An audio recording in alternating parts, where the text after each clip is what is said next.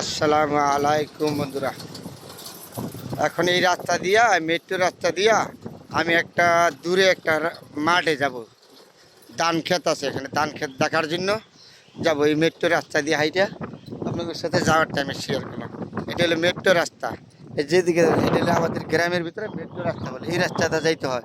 আমি এই রাস্তা দিয়ে যাব, আমি পিছনে হাইটা যাচ্ছি এই রোদ্রের মেঝে, তাহলে আপনাদের সাথে শেয়ার করলাম।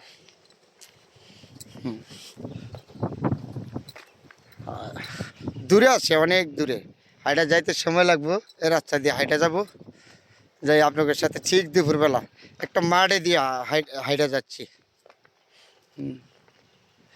এখান দিয়া হাইটা যাইতে হইব, অনেক দূরে একটা জমি আছে, এই জায়গা যাওয়া লাগবো। এটা হলো দান বলে, দানের মাঠ বলে। আর মেট্রো রাস্তা, এই যে এইগুলো দেন না পিছনে, এইগুলো মেট্রো রাস্তা। এই রাস্তা দিয়ে যাইতে হয়, এই রাস্তা দিয়া আমাদের হাইটা যেতে হবে।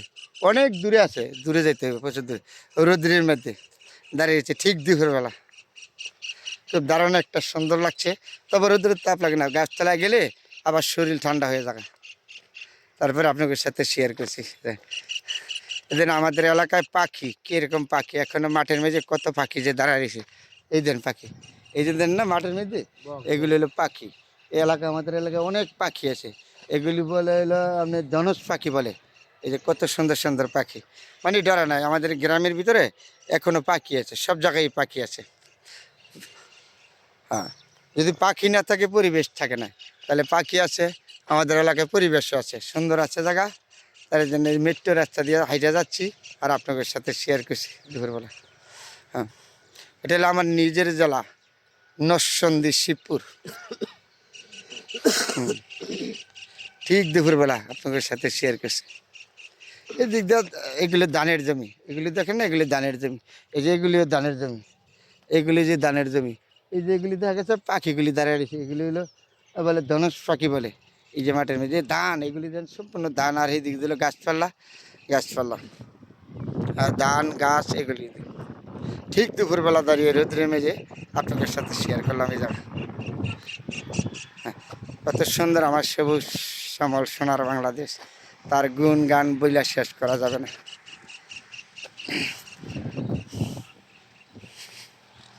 যারা আসেন তারা সময় পাবেন, সময় পেলে চলে আসবেন।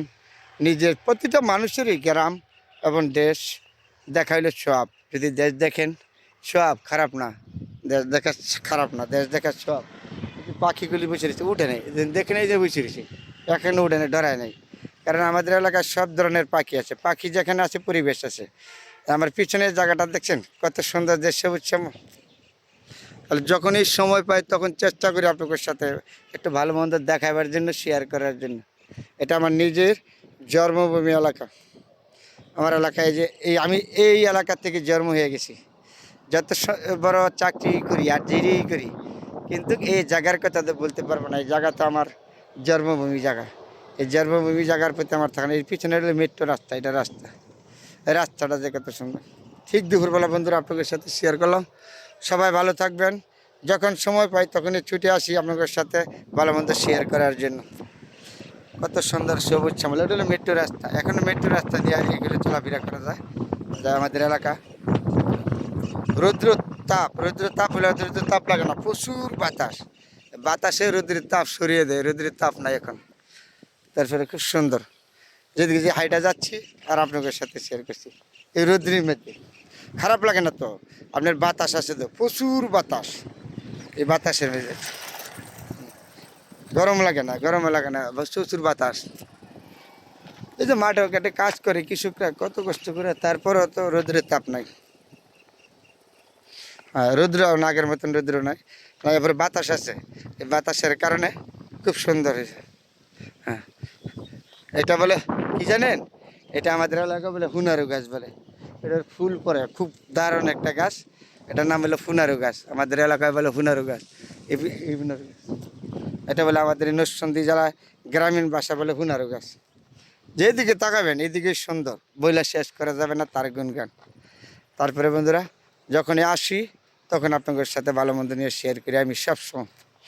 সবাই ভালো থাকবেন, সবার জন্য দোয়া এবং শুভকামনা রইল। অন্য কোনো সময় এলে আবার শেয়ার করবো আপনাদের সাথে। সবার জন্য দোয়া শুভকামনা রইল।